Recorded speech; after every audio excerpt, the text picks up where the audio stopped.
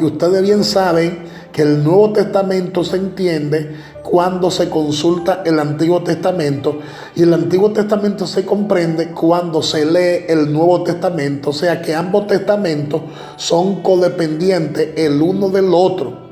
Entonces, por eso quiero referirme a varias citas del Antiguo Testamento. El libro de Números, capítulo 25, por favor, abra su Biblia conmigo. En el libro de Números, su capítulo 25 y su versículo 1, escucha bien lo que la palabra dice allí. Moraba Israel en Sitín, y el pueblo empezó a fornicar con las hijas de Moab, las cuales invitaban al pueblo a los sacrificios de sus dioses. Y el pueblo comió y se inclinó a sus dioses. Asimismo acudió el pueblo a Baal-peor, y el furor de Jehová se encendió contra Israel. Ahora mira lo que dice Número 31, 16. Número capítulo 31, 16. He aquí, por consejo de Balaán, ellas fueron causa de que los hijos de Israel prevaricasen contra Jehová en lo tocante a Baal-peor, por lo que hubo mortandad en la congregación de Jehová. Podemos observar que el pueblo de Dios, según estos textos bíblicos, el pueblo de Dios, según las instrucciones de Balaán, comió algo durante un sacrificio a otros dioses. Específicamente tuvo que ver con Baal, el dios del sol. Por esto, arriba del altar de Baal, donde ofrecían el sacrificio, se comía, y luego había una imagen del sol. O sea, donde ofrecían el sacrificio que se comía, luego había una imagen del sol. Ahora mira lo que dice Segunda de Crónica para confirmar esto, capítulo 34, versículo 4. La palabra dice: y derribaron delante de él los altares de los Baales, e hizo pedazo las imágenes del sol que estaban puestas encima. Despedazó también las imágenes de acera, las esculturas y estatuas fundidas, y la desmenuzó y esparció el polvo sobre los sepulcros de los que le habían ofrecido sacrificios. O sea, este rito religioso y pagano se había preservado hasta hoy día en la misa de la Iglesia Católica Romana.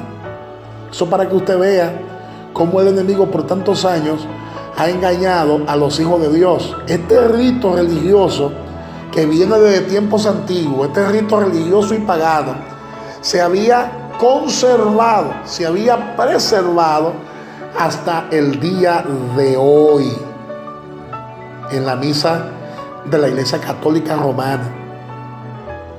Ahora, yo quiero referirme un poquito también, aunque he hablado anteriormente sobre la doctrina de los nicolaitas y lo que este grupo o sistema hacía dentro de la Iglesia del Señor.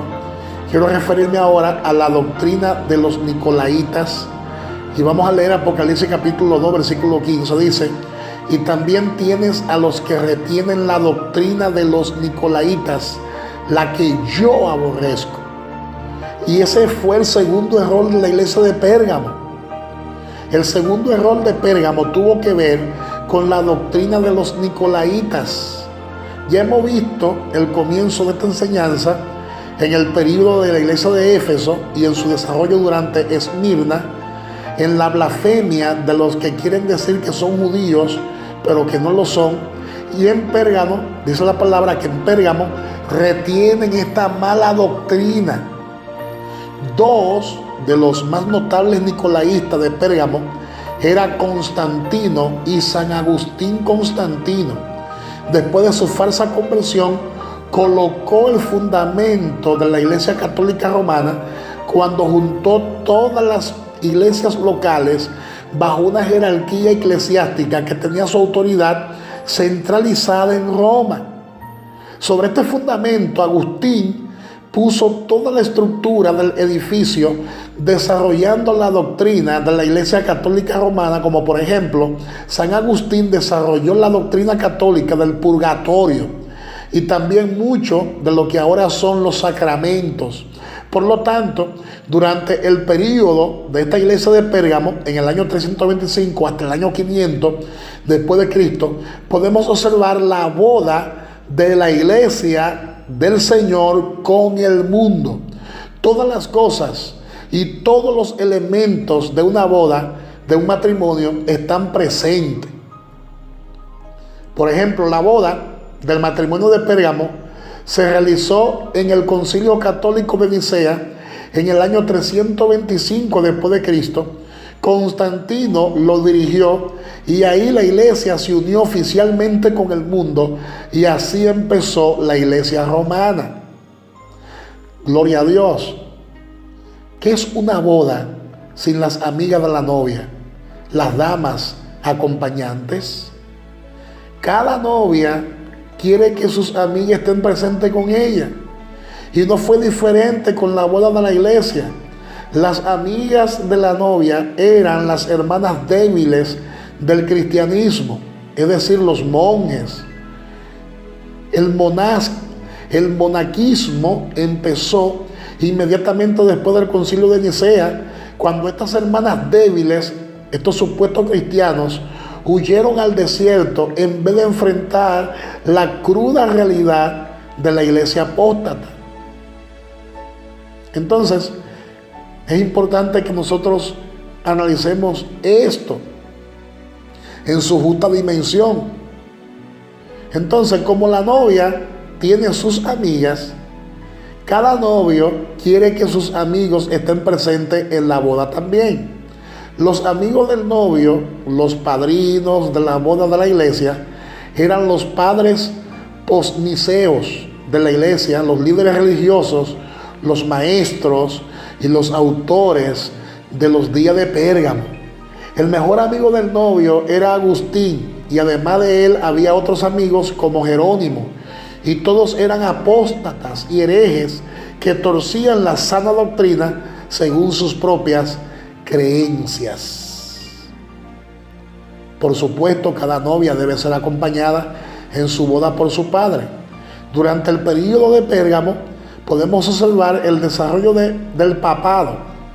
Hombres tomando el título que la Biblia reserva únicamente para Dios, como Padre Santo. En Juan 17:11 la palabra dice: y ya no estoy en el mundo, mas estos están en el mundo, y yo voy a ti, Padre Santo. A los que me ha dado, guárdalos en tu nombre, para que sean uno, así como nosotros. Y en Mateo 23:9 dice: y no llaméis Padre vuestro a nadie en la tierra, porque uno es vuestro Padre, el que está en los cielos. Entonces se comenzó a llamar a los hombres padre por primera vez desde ese contexto. Tarde o temprano, cada pareja que se casa fuera de la voluntad de Dios tendrá que buscar consejeros para arreglar sus problemas. Hoy se busca este consejo en la psicología, pero durante Pérgamo la iglesia buscó su consejo matrimonial en los concilios. Hubo 7 diferentes concilios ecuménicos, el primero de los cuales siendo el de Nicea, que estableció el patrón para todos los demás, exactamente como hoy, con los cristianos buscando respuesta en la psicología. La nueva pareja, la iglesia y el mundo, buscó refugio en las opiniones de los hombres, o sea, en los concilios, en vez de la palabra de Dios. Amén. Y eso es bien interesante. Ahora, y estamos hablando en forma ilustrativa,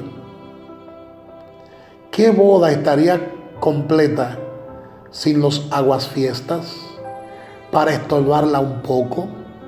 Los aguasfiestas de la boda de la iglesia y el mundo eran los creyentes de aquel tiempo, hombres como Juan Crisóstomo y Patricio de Irlanda, y los grupos de creyentes que eran llamados herejes, por la iglesia de Roma eran grupos como los donatistas y los nestorianos. Estos creyentes formaban la buena línea de la iglesia, porque siempre Dios ha reservado un remanente. Estos creyentes formaban la buena línea de iglesias y Biblias que Dios mantenía separadas de la mala línea de la iglesia de Roma. Entonces, en conclusión, este periodo de la historia de la iglesia terminó alrededor del año 500 después de Cristo y el siguiente milenio. Los próximos 1000 años de los períodos de Tiatira y de Sardis llegó a ser llamado por los historiadores la Edad Media, el oscurantismo y la Edad de las Tinieblas. Era el resultado del reinado de la iglesia de Roma sobre el mundo. Ella le quitó al hombre común y corriente, el clero quitó al laicado, la Biblia, y así la luz se apagó en todo el mundo conocido, porque hemos dicho en otras ocasiones que la palabra tiniebla es símbolo de falta de conocimiento, es símbolo de ignorancia, y como la iglesia de aquel entonces le quitó al pueblo la Biblia, que es la luz, que es el conocimiento, a esa época se le llamó oscurantismo, una época de falta de conocimiento, una época llena de oscuridad, una época con falta de revelación de la palabra, ya que la gente no tenía acceso a la palabra. Miles de verdaderos creyentes murieron en varias diferentes persecuciones y los demás huyeron del Imperio Romano, llevando el Evangelio a otra parte del mundo. Y esto es bien interesante que nosotros lo dominemos y lo entendamos. Gloria sea al Señor. En la próxima enseñanza seguimos estudiando este gran libro de Apocalipsis, y en la próxima enseñanza vamos a estudiar la cuarta iglesia que menciona el libro de Apocalipsis. Bendito sea el Señor. Así que mantente en la expectativa y vamos juntos a seguir estudiando la palabra de Dios. Amén, hermanos. Así que Dios le bendiga mucho, Dios le guarde. Su hermano y amigo, Pastor Kelvin Figuereo. Que Dios te bendiga poderosamente.